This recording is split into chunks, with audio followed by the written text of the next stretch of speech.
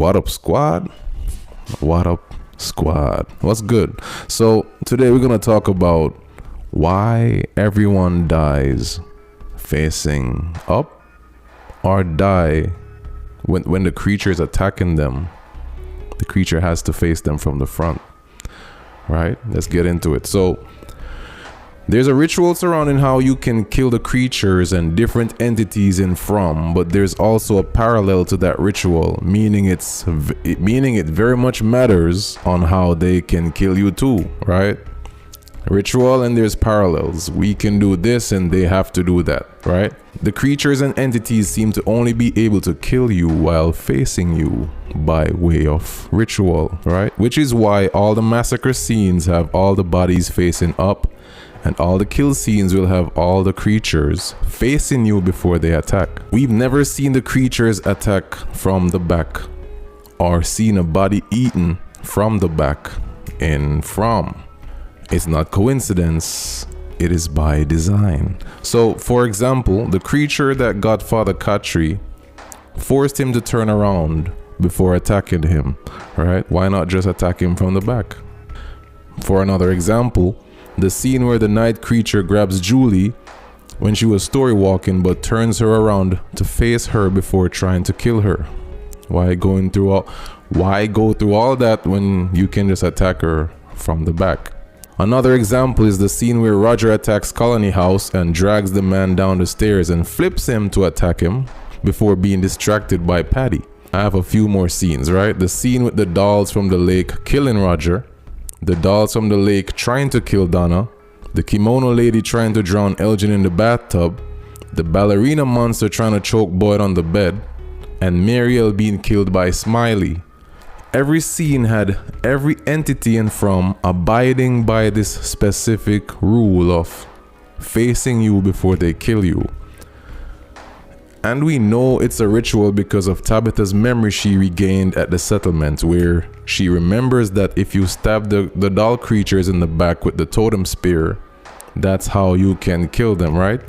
Not from the front, not from the sides, but from the back, which is why it is important. In season 4 episode 7, Boyd came up with a plan to capture a night creature. So Kenny went outside and stabbed the milkman creature in the stomach with the totem spear, but it failed. But later that episode, the show reiterates that it has to be done a specific way.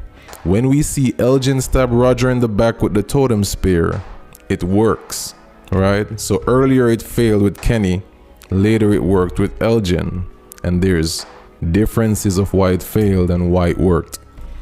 So Tabitha's memory that she regained changed the game, right? It gave the humans now an opportunity to level the playing field.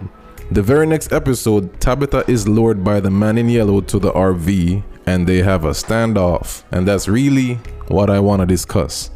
The man in yellow appears behind Tabitha, does nothing, and then gets her attention, but notice that he does not move from that spot, right, until he had found out some valuable information from Tabitha. He stays there. He's cautious. You can see that in that scene, right? The man in yellow says, "Thanks for coming. I wasn't sure you would." Then he asks the important question, "Do you know who I am?" Right? So if you go back to the front where he says, "Thanks for coming. I wasn't sure you would," that's to like say, hey, if you remembered who I was or what I am, you would not have been here, right? So he's been gathering clues that Tabitha really don't remember anything from the second he got there, which is why his approach is so standoffish, right? You can hear it from his dialogue. Once he realized that Tabitha didn't remember about him or anything specific about him that could be dangerous, he got comfortable enough to approach her, right? This is because he was suspicious of Tabitha's memory since episode 7. Yeah, in episode 7 he witnessed Elgin killing Roger using the right ritual. We can see Sophia walking to the stairs staring at the situation, now realizing that this is the second time a creature has been killed using the right methods, and it's starting to feel like it's not accidental. The first time was at the settlement when Tabitha killed the doll creature when she saved Donna, and the second time was at Colony House when Elgin stabbed Roger. It's starting to become, you know, now you're gonna expect Sophia to want to find out, was this an accident? Was it a coincidence? Do they really know how to hurt us now? And that's what we're gonna get into. So basically, the man in yellow is thinking someone's figured out how to kill us, and that's dangerous. The day after the attack, right? The day after Roger's attack on Colony House, you can see Sophia asking Boyd if the totem spear worked. This is Sophia fishing for information to see if they knew more about the ritual, or if it was just luck, right? Or if it's just they actually know, or if they don't. Boyd says no, and Sophia says that's too bad, right? And I could feel the sarcasm coming from Sophia because she knows she's still winning, right? All that fishing for information, now she got it from Boyd. She's like, oh, y'all really don't know shit, right? But it's like a poker face type of sarcasm, right? Where behind all of that, she probably cracking up, she laughing, she's like, y'all don't even know, right? So the scene at the RV is basically the man in yellow being extremely cautious until he realized that Tabitha wasn't armed with the necessary memory to actually hurt him. And it's a good possibility that Tabitha will eventually figure out something important to weaken the man in yellow before it's possible for him to get hurt or even killed. For example, for all of those who watch Harry Potter, right? Think Lord Voldemort, right? His biggest secret was that his soul was split into 7 pieces, which made him essentially immortal, and you had to find the 7 pieces before you even had a chance to defeat him, right?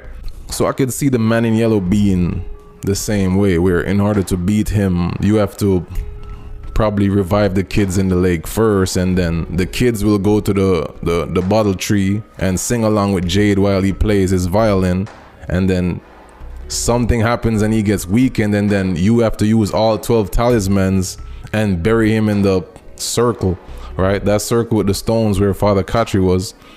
It could be this whole long ritual that they just can't remember, because I don't see that man in yellow dying by a punch or a shot or a stab. No, it's gonna take like consecutive instances where things happen where it weakens him, and then who knows, as I said, you bury him with the talismans and that keeps him bounded to that realm, or it destroys the realm, who knows. But that's gonna be interesting to see in season 5. Yeah, maybe that's why Sophia threw the talismans away. You know, the true meaning could be behind, I'm trying to take these just in case Tabitha remembers that if she combines all 12, she can weaken me, right? Tabitha just remembered that she needs to go into the cave with only her and Jade, and that changed the game again. Tabitha's been changing the game consistently. She changed the game again, forced the man in yellow to go collecting talismans. So talismans are important, and I don't think it's just to protect people in the houses. I think it can be directly linked to him, right?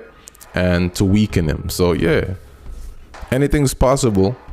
And the town is built off ritual, so there's no way the town is gonna be destroyed without ritual. This clue of the creatures attacking you from the front it's being showed to us from way back, right? From those videos I made saying most times the houses or the windows will have curtains or stuff blocking the view, right? It's not, in my trance video I said it was to block from the trance, but now that I think about it, I could add this to the trance effect, because they do everything to get you facing them before they attack you. Yeah, so let me know what you think. Like, share, subscribe. Let's get it.